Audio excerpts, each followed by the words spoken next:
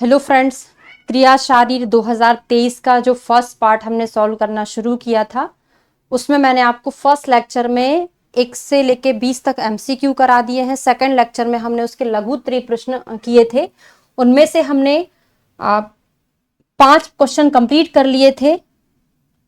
6, 7, 8 question आज हम solve करने वाले हैं। मॉडर्न एस्पेक्ट है, इसमें आपको बढ़िया डायग्राम बनाना है जिससे ज्यादा से ज्यादा नंबर आपको एग्जाम में मिलेंगे। चलिए शुरू करते हैं टॉपिक को। शुरू करने से पहले आपको BMS आयुर्वेद प्रिज्म ऐप को डाउनलोड करना है प्ले स्टोर पर जाकर। वहां पे आपको ये सारे वीडियो अवेलेबल होंगे, वहां पर आपको PDF भी अवेलेबल होंगी जिसे आप वहां से डाउनलोड भी कर सकते हैं। ठीक है, चलिए शुरू करते हैं। तो नेक्स्ट क्वेश्चन था हमारा, describe the transport mechanism across the cell membrane. तो हमको यहाँ पे ट्रांसपोर्ट मैकेनिज्म को डिस्क्राइब करना है। पैसिव ट्रांसपोर्ट होगा, उसमें कौन कौन से पॉइंट आएंगे, एक्टिव ट्रांसपोर्ट में कौन कौन से पॉइंट आएंगे। तो जो हिंदी मीडियम वाला है उसके लिए हिंदी में भी नोट्स अवेलेबल हैं। वैसे अब सब इंग्लिश मीडियम वाले ही हैं, है ना। तो यहाँ पे इसका हिंदी वाला भी लिखा हुआ है, लेकिन आपको पूरा प्योर हिंदी में नहीं लिखना। उसमें आप टर्मिनोलॉजी इंग्लिश यूज करेंगे, बाकी ये होता है ऐसा किया जाता है ये आप यूज करेंगे, बाकी टर्मिनोलॉजी इंग्लिश में ही यूज करेंगे। मेम्ब्रेन को मेम्ब्रेन ही लिखेंगे, झिल्ली तो कोई नहीं लिखेगा, है ना। तो दोनों चीजें पढ़ना जरूरी है।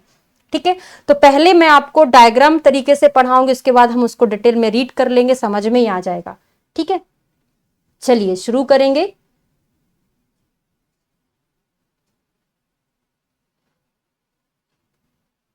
Transport across the cell membrane occurs through passive and active mechanism, है ना। जो सेल मेम्ब्रेन के थ्रू ट्रांसपोर्ट होता है, आप ऐसा लिख सकते हैं, सेल मेम्ब्रेन के थ्रू जो ट्रांसपोर्ट होता है वो 2 तरीके से होता है, एक एक्टिव होता है, एक पैसिव होता है। एक्टिव क्या होता है, जिसमें हमको ATP की जरूरत पड़ती है, और पैसिव क्या होता है, जिसमें हमको ATP की एनर्जी की कोई भी जरूरत नहीं पड़ती है। ठीक है, तो अभी हम क्या डिस्कस करने वाले हैं, पैसिव ट्रांसपोर्ट डिस्कस करने वाले। पैसिव ट्रांसपोर्ट क्या होता है, ये 3 तरीके से होता है। पहला सिंपल डिफ्यूजन, दूसरा क्या होगा फैसिलिटेट डिफ्यूजन, तीसरा क्या होता है ऑस्मोसिस होता है।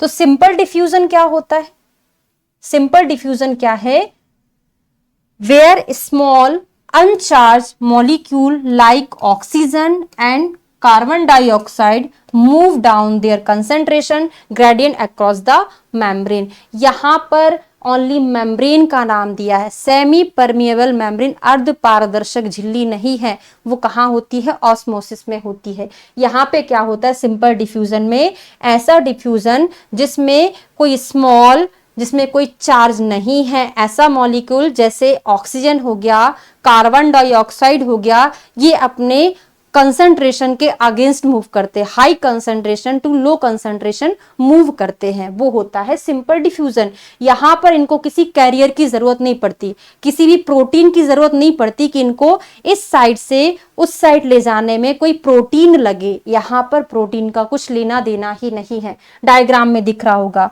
हाई कंसंट्रेशन ऑफ पार्टिकल, है ना। क्या होता है सिंपल डिफ्यूजन, जिसमें अनचार्ड स्मॉल मॉलिक्यूल जो होते हैं, जैसे ऑक्सीजन हो गया, कार्बन डाइऑक्साइड हो गया, ये अपने हाई कंसंट्रेशन से मेम्ब्रेन को पार करके कहाँ जाते हैं, लो कंसंट्रेशन की तरफ जाते हैं। ठीक है, ये पूरा हमारा बराबर हो गया। ठीक है, तो ये सिंपल डिफ्यूजन कहलाता है। फैसिलिटेट क्या कहलाता है, फैसिलिटेट का मतलब होता है इस डिफ्यूजन को होने के लिए कुछ एक कैरियर की जरूरत पड़ती है। जैसे हमको यहाँ से कॉलेज जाना है तो हमको बस की जरूरत पड़ेगी ना, ऐसे ही सिंपल पैदल पैदल जाएंगे तो वो क्या हो जाएगा, सिंपल डिफ्यूजन हो जाएगा। तो यहाँ पर एक कैरियर की जरूरत पड़ती है, वो कैरियर क्या होता है, प्रोटीन होता है। ठीक है, क्या होता है, प्रोटीन कैरियर होता है, पढ़ते हैं इसको। Where carrier protein transport specific molecule, वहां पे क्या था, स्मॉल अनचार्ज मॉलिक्यूल थे, O2 था, CO2 था, लेकिन यहाँ पर कुछ स्पेशल मॉलिक्यूल होते हैं। क्या होते हैं, जैसे glucose, amino acid. Facilitate diffusion में ऐसे पार्टिकल मूव करते हैं मेम्ब्रेन के बीच में से, जो कैसे, जो स्पेसिफिक मॉलिक्यूल होते हैं, कौन, जैसे ग्लूकोज और अमीनो एसिड, है ना, डाउन देयर कंसंट्रेशन ग्रेडियंट, और क्या होता है अपने कंसंट्रेशन ग्रेडियंट के द्वारा। ठीक है, तो name of particle from high to low concentration using protein, और यहाँ पर ये किसका यूज कर रहे हैं, प्रोटीन को कैरियर के रूप में, एक ट्रांसपोर्ट मैकेनिज्म के रूप में यूज करते हैं। ठीक है ना, तो आउटसाइड ऑफ सेल यहाँ पे आपको दिख रहा है, धीरे धीरे प्रोटीन के थ्रू यहाँ पर आ रहे हैं, तो यहाँ पे ये समान हो गए। अब ऑस्मोसिस क्या होता है, तो देखिए अभी तक हमने क्या पढ़ा, मॉलिक्यूल का जहां पर हायर कंसंट्रेशन होता है वो लोएस्ट कंसंट्रेशन की ओर मूव करते हैं, लेकिन ऑस्मोसिस में क्या होता है, स्पेशली कौन से मॉलिक्यूल रहते हैं यहाँ पर, वाटर मॉलिक्यूल, वहां पे कोई भी मॉलिक्यूल हो सकता है, ऑक्सीजन हो गया, कार्बन डाइऑक्साइड हो गया, है ना, ग्लूकोज हो गया, अमीनो एसिड हो गया, वो हमने वहां पे पढ़े थे। लेकिन यहाँ पर क्या होता है, यहाँ पे जो वाटर मॉलिक्यूल है जहां पर हाईएस्ट कंसंट्रेशन है, वो ये हाईएस्ट कंसंट्रेशन नहीं पढ़ना, जहां पर पानी ज्यादा है वो कम की ओर मूव करेगा। जैसे किशमिश सभी ने पढ़ा होगा, नीट की तैयारी की होगी, 12वीं में बायोलॉजी पढ़ा होगा कि आप किशमिश को पानी में डालते हैं तो क्या होता है, जहां पर पानी ज्यादा है वो किस में जाएगा, किशमिश में जाएगा। लेकिन वाटर मॉलिक्यूल ज्यादा जहां पर है, कंसंट्रेशन किस में ज्यादा है ना, किशमिश में है ना, लेकिन यहां पर क्या है, कंसंट्रेशन कम है, लेकिन यहां पर वाटर कंसंट्रेशन ज्यादा है, वाटर मॉलिक्यूल्स ज्यादा हैं। ठीक है, तो the movement of water molecule from a region of higher water concentration, ये हायर वाटर कंसंट्रेशन, इसका मतलब ये नहीं समझना कि यहां पर कंसंट्रेशन ज्यादा है, सांद्रता ज्यादा है, ऐसा बिल्कुल भी नहीं है। जहां पे ज्यादा पानी होगा वो कम पानी की ओर मूव करते हैं, लेकिन यहां पर किसका यूज करते, वो सेमी परमेएबल मेम्ब्रेन, अर्ध पारदर्शक झिल्ली का उपयोग करके। बाकी अभी हमने 2 में ये नहीं पढ़ा है। ठीक है, ये समझ में आ रहा होगा, वाटर मॉलिक्यूल जो है यहाँ पर मूव कर रहे हैं, यहाँ पे ज्यादा थे, यहाँ पे क्या हो जाएंगे, कम हो जाएंगे। ठीक है, एक्टिव ट्रांसपोर्ट क्या होता है, इसमें हमको एनर्जी का रिक्वायरमेंट होता है, requires energy usually in the form of ATP, ATP के रूप में यहाँ पर हमको एनर्जी का रिक्वायरमेंट होता है। बाकी का सब ऐसे ही रीड कर लीजिएगा। ठीक है, तो डिफ्यूजन है, फैसिलिटेटेड डिफ्यूजन में प्रोटीन का यूज कर रहे हैं, यहाँ पे किसी भी चीज का यूज नहीं कर रहे हैं, यहाँ पे हम एक्टिव ट्रांसपोर्ट में किसका यूज कर रहे हैं, एटीपी का। हिंदी में लिखा हुआ है, हिंदी भी पढ़ सकते हैं आप, ना समझ में आए तो। Next function of liver, function of liver में 5 नंबर का क्वेश्चन है, 5 पॉइंट लिखना सफिशिएंट है, लेकिन मैंने आपको 10 पॉइंट इसलिए यहाँ पे लिखा है ताकि ये क्वेश्चन अगर 10 नंबर में आए तब भी आप लिख सकते हैं। कभी कभी क्या किया है, जो लिखा हुआ है वो 5 नंबर से बहुत ज्यादा लिखा है, लेकिन वो इसलिए लिखा गया है ताकि अगर यही क्वेश्चन 10 नंबर में भी आएगा तो आपको दोबारा पढ़ने की जरूरत नहीं पड़ेगी। ठीक है, चलिए, तो फंक्शन ऑफ लीवर क्या होता है, बढ़िया सा ऐसा डायग्राम बना सकते हैं आप, लीवर बना देना, है ना। क्या क्या करता है, कोलेस्ट्रॉल का सिंथेसिस करता है, ग्लाइकोजन बनाता है, रेगुलेशन और स्टोर करता है, प्रोटीन बनाता है, iron storage, bile produce, toxin deactivation, glucose का निर्माण करता है ना, विटामिन, हार्मोन्स और आरबीसी का निर्माण करता है। तो ये सारी चीजें आप बनाएंगे तो एग्जामिनर आपको यही पढ़ के फटाक से नंबर दे देगा, क्योंकि फिर वो डीप पढ़ने की उसको जरूरत ही नहीं पड़ती, क्योंकि उनको पता है कि बच्चे ने यहाँ पे सारा लिख दिया है तो यही तो थ्योरी में लिखा होगा, आपको नंबर तुरंत मिल जाएगा। ठीक है, तो metabolism and regulation, the liver regulates carbohydrate, protein and lipid metabolism. जो लीवर होता है वो कार्बोहाइड्रेट, प्रोटीन एंड फैट के एंड लिपिड के मेटाबॉलिज्म को रेगुलेट करता है। ठीक है, ensuring a balance supply of energy and nutrient to the body. और क्या करता है, इनके मेटाबॉलिज्म को रेगुलेट करता है, जिससे क्या करता है, एनर्जी को प्रोड्यूस करता है जो कि हमारे शरीर को जरूरत पड़ती है। ठीक है, डिटॉक्सिफिकेशन क्या होता है, लीवर के अंदर जो भी हार्मफुल मटेरियल आ रहा है उसको कम हार्मफुल में ये कन्वर्ट करने का काम करता है, उनको डिटॉक्सिफाई करता है। ठीक है, तो it detoxify harmful substances such as drug, alcohol and metabolite by product converting them into less harmful form of for excretion.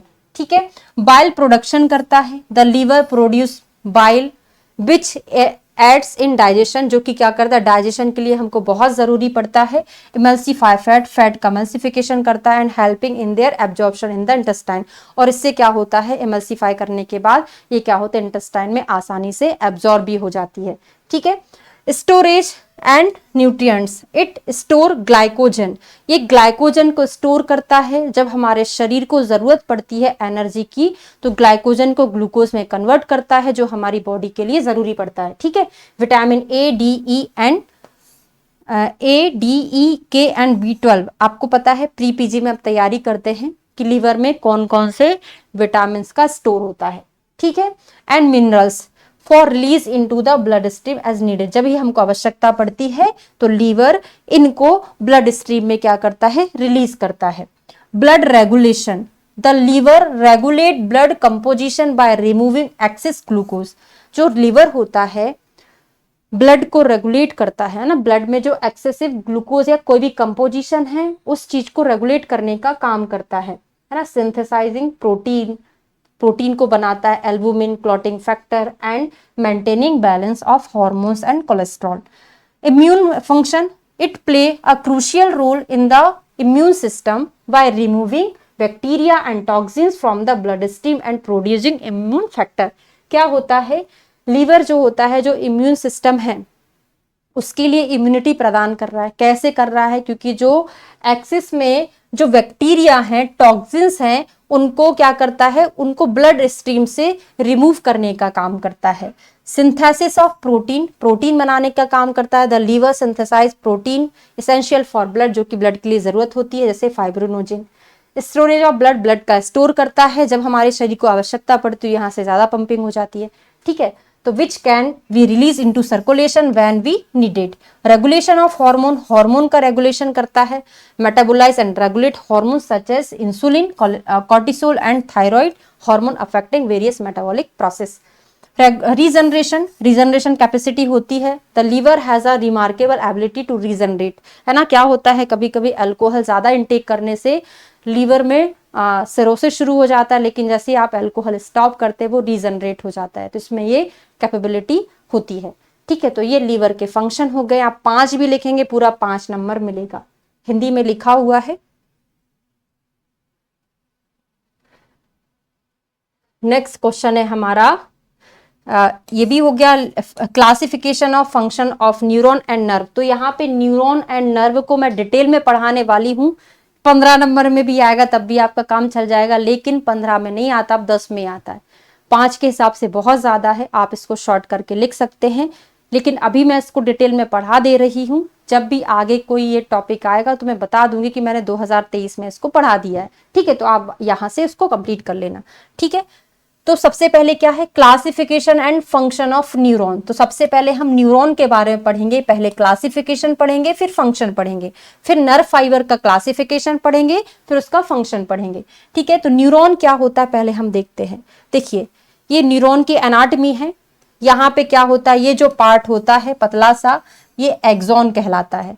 ठीक है, ये क्या कहलाते हैं, डेंड्रॉइड्स कहलाते हैं। यहाँ पे मल्टी डेंड्रॉइड्स वाला पिक्चर मैंने लिया है, बाकी हम उसका डिवीजन पढ़ेंगे। वहां पे बाइपोलर, यूनिपोलर, बहुत तरीके के न्यूरॉन होते हैं। ठीक है, तो ये डेंड्रॉइड कहलाता है। यहाँ पे बीच में न्यूक्लियस होता है, श्वांस सेल होती है। ठीक है, बस ये एक्सॉन का टर्मिनल होता है। ठीक है, इतना आपने समझ लिया। तो अब यहाँ पर हम क्लासिफिकेशन पढ़ने वाले, तो क्लासिफिकेशन को हम 2 तरीके से पढ़ेंगे। पहले हम पढ़ेंगे स्ट्रक्चरल क्लासिफिकेशन, मतलब स्ट्रक्चर के आधार पर कितने टाइप का न्यूरॉन होता है। ठीक है, तो neuron can be classified based on their structure in 2। तो मल्टीपोलर न्यूरॉन होता है, बाइपोलर न्यूरॉन होता है, और एक होता है यूनिपोलर, जिसी और एक होता है सूडो यूनिपोलर। ये दोनों अलग अलग चीजें, लेकिन एक में लिख दिया है, डायग्राम में समझा दूंगी। तो सबसे पहले हमने क्या पढ़ा, multipolar neuron. These have multiple dendroids and a single axon. जो यहाँ पे स्पष्ट दिख रहा है कि यहाँ पे एक सिंगल एक्सॉन होता है और इसमें उसमें मल्टीपल डेंड्रॉइड्स होते हैं। कितने सारे डेंड्रॉइड होते हैं उसमें। ठीक है, तो ऐसा न्यूरॉन जिसमें एक सिंगल एक्सॉन होता है लेकिन उसमें बहुत सारे डेंड्रॉइड होते हैं। सिंगल एक्सॉन है, ये एक्सॉन का टर्मिनल पार्ट है, उसमें बहुत सारे डेंड्रॉइड होते हैं, उसको हम क्या बोलते हैं, मल्टीपोलर बोलते हैं। ठीक है, कहां पर पाया जाता है इस प्रकार का न्यूरॉन, बहुत इंपॉर्टेंट है। तो इस प्रकार के न्यूरॉन जो है ब्रेन और स्पाइनल कॉर्ड में पाए जाते हैं। देखिए, ब्रेन स्पाइनल कॉर्ड में पाए जाते हैं। तो आपको पता है स्पाइनल कॉर्ड जो है उसमें से जो नर्व है बहुत सारी जगह जा रही है ना, क्योंकि अगर वहां पे सिंगल डेंड्राइट होता तो एक को ही जाता, तो यहाँ पर ब्रेन और स्पाइनल कॉर्ड जो यहाँ पे बहुत सारी जगह सप्लाई होती है नर्व की, तो मल्टीपोलर वहीं पर पाया जाएगा। बाइपोलर न्यूरॉन क्या होता है, these have one dendrite and one axon. आप बोलोगे मैडम यहाँ पे बाइपोलर मतलब ये नहीं होगा कि दो डेंड्राइट होगा दो एक्सॉन, ऐसा नहीं है, एक डेंड्राइट और एक एक्सॉन मिला के हो गया ना दो, ठीक है। तो यहां पर एक डेंड्राइट होता है और एक एक्सॉन होता है, typically found in sensory organ like retina of the eye. तो देखिए आंख हमारी एक ही है ना, तो यहाँ पर एक एक्सॉन और एक डेंड्राइट वाला रहता है, बाइपोलर रहता है, तो याद हो जाएगा, रट जाएगा कि आंख एक होती है तो एक एक वाला, आंखें दो होती हैं, मतलब सिंगल सिंगल तो एक एक ही है ना, तो आंखें दो हैं तो इसमें दो वाला पाया जाता है बाइपोलर, ठीक है। थर्ड है यूनिपोलर। तो यूनिपोलर में क्या होता है, देखो यहां पर एक ही एक्सॉन होता है, एक ही डेंड्राइट होता है ना, एक एक्सॉन का ये टर्मिनल एंड है डेंड्राइट उसका एक्सॉन का, तो एक डेंड्राइट है एक एक्सॉन है, ठीक है। यूनिपोलर है, लेकिन सूडो यूनिपोलर में क्या होता है, यहां पे ये डिवाइड हो जाता है, एक्सॉन तो एक ही था लेकिन ये क्या हो गया, डिवाइड हो गया, है ना, यहां पर डिवाइड हो गया, तो ये सूडो होता है, ये यूनी होता है। तो these have a single process that split into two branch। यहाँ पे क्या होता है, सिंगल प्रोसेस होती है लेकिन ये दो ब्रांच में स्प्लिट हो जाता है। Functioning as both dendrite and axon commonly found in sensory neuron of the peripheral nervous system. कहाँ पाया जाता है ये, पेरिफेरल नर्वस सिस्टम में पाया जाता है। और बाइपोलर में क्या था, अभी अभी हमने देखा कि यहाँ पर एक ही एक्सॉन होता है और एक ही डेंड्राइट, तो यहाँ पे ये एक्सॉन एक ही है, ये एक ही दिख रहा है, ठीक है, और यहां पर क्या है, एक डेंड्राइट होता है ना। आपको देखने में लग रहा है लेकिन ये डायग्राम सही से नहीं, 3D में आप देखेंगे तो एक्सॉन एक ही होता है, बस उसमें एक डेंड्राइट चिपका हुआ रहता है, ठीक है। तो ये बाइपोलर हो गया। फंक्शनल क्लासिफिकेशन, अभी हमने स्ट्रक्चरल देखा, फंक्शनल देखते हैं। फंक्शनल में क्या होता है, can also classified based on the direction of signal transmission, ठीक है।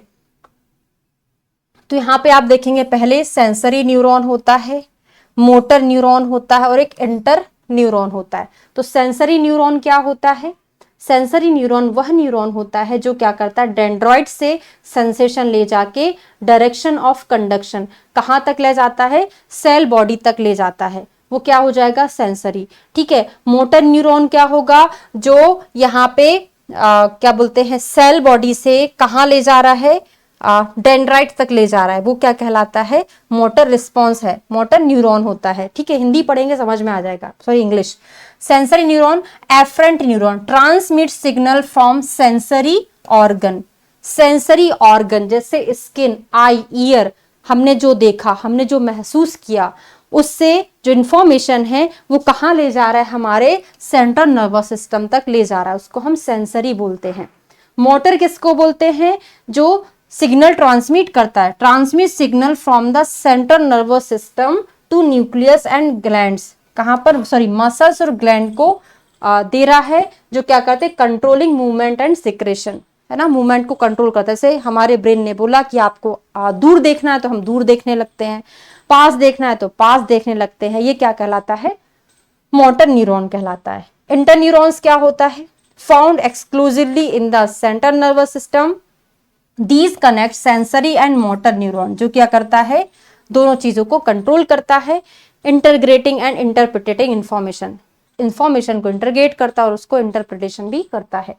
अब फंक्शन क्या होते हैं इसके, transmission of signal, information process, control of body function, maintain of homeostasis.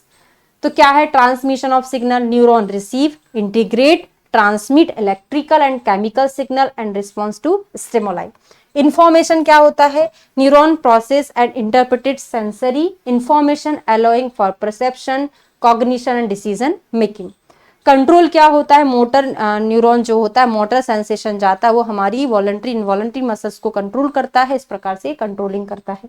Maintenance homeostasis क्या होता है, neuron play a role in regulating physiologically function such as heart rate, है ना। होम्योस्टेसिस में क्या होगा, heart rate, breathing, digestion through autonomic nervous system pathway, ठीक है। ये हमारा न्यूरॉन कंप्लीट हो गया। क्या क्या हमने पढ़ा? स्ट्रक्चरल क्लासिफिकेशन पढ़ा, मल्टीपोलर, बायपोलर, सूडो, है ना, या फिर यूनिपोलर पढ़ा। उसके बाद हमने क्या पढ़ा? फंक्शनल पढ़ा, जिसमें हमने सेंसरी पढ़ा, मोटर पढ़ा और एक और चीज पढ़ा, न्यूरोमोटर। ठीक है। फिर थर्ड क्या है?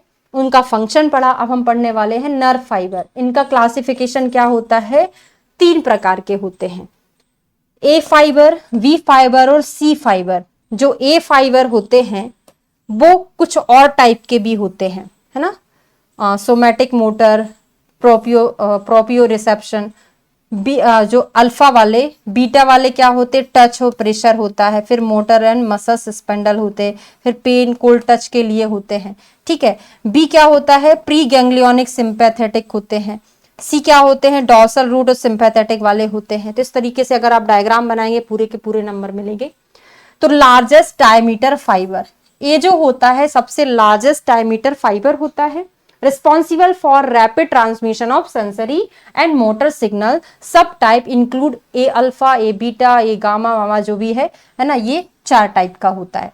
ठीक है। रिस्पॉन्सिबल किसके लिए होता है? For rapid transmission of sensory and motor signal. ये जो होता है ए फाइबर, ये sensory as well as motor signal को ट्रांसमिट करने के लिए रिस्पॉन्सिबल होता है।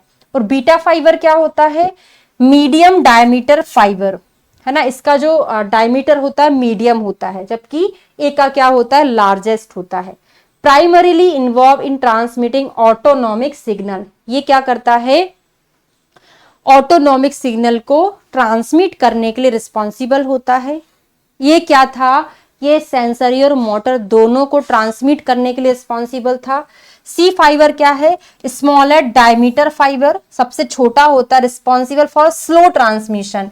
ये किसके लिए ट्रांसमिशन के लिए रिस्पॉन्सिबल होता है? बहुत slow. Of sensory information related to pain and temperature, pain और टेम्परेचर से रिलेटेड इंफॉर्मेशन को शेयर करने के लिए होता है। तो आपको चीजें क्या याद करना है जो स्पेशल है? सेंसरी मोटर, ऑटोनॉमिक, और ये sensory information related to pain and temperature. तो यहाँ पर पूरा लिखा हुआ है ना, पेन, टेम्परेचर, हॉट, अदर आदि को करने के लिए होता है। फंक्शन कैसा होता है? Transmission of signal. तो nerve fibre conduct electrical impulse. Nerve fibre जो होता है इससे इलेक्ट्रिकल इंपल्स कंडक्ट होते हैं over long distance, enabling communication between neurons and other cells. Sensory transmission कैसे होता है? तो ए एंड सी फाइबर जो होता है ये सेंसरी ट्रांसमिशन के लिए रिस्पॉन्सिबल होता है। अभी अभी हमने पढ़ा, भले ही कोई स्लो था कोई फास्ट था। ठीक है। Receptor to CNS including touch, pain, temperature and proprioception. A और सी जो होता है सेंसर इंफॉर्मेशन को क्या करता है? रिसेप्टर्स होते हैं इसके अंदर, इसको गेन करता है, सीएनएस तक पहुंचाता है, फिर वहां से मोटर रिस्पॉन्स निकलता है। ठीक है। मोटर ट्रांसमिशन के लिए कौन रिस्पॉन्सिबल होता है? अभी हमने पढ़ा, a transmitter motor commands from the CNS to muscles and gland controlling voluntary movement and involuntary response. ठीक है। तो ऑटोनोमिक फंक्शन कौन करता है? बी फाइबर करता है, जो कि मैंने अभी अभी आपको पढ़ाया। B fiber convey autonomic signal that regulate visceral function such as heart rate, digestion and respiratory rate. तो ये हमारा कंप्लीट हो गया है लघु उत्तरीय प्रश्न। इसके बाद मैं आपको नेक्स्ट क्लास में दीर्घ उत्तरीय प्रश्न पढ़ाने वाली हूं। ये हिंदी में भी लिखा है उसका, 1 मिनट। हाँ, अगली क्लास से हमारे दीर्घ उत्तरीय प्रश्न शुरू होंगे जो काफी बड़े रहते हैं। देखती हूँ उनको कितने पार्ट में कंप्लीट कराना है। इनमें से कोई 2 करना है, लेकिन हमको पढ़ना तीनों है, तो अगली क्लास में इसको कंप्लीट कर लेंगे। वीडियो अगर अच्छा लगा तो लाइक जरूर करिएगा, चैनल को सब्सक्राइब करें ताकि आगे आने वाले जो भी वीडियो हैं आपको समय समय पर मिलते रहें और शेयर भी करना है ताकि ज़्यादा से ज़्यादा लोगों को ये इन्फॉर्मेशन शेयर हो। Thank you so much.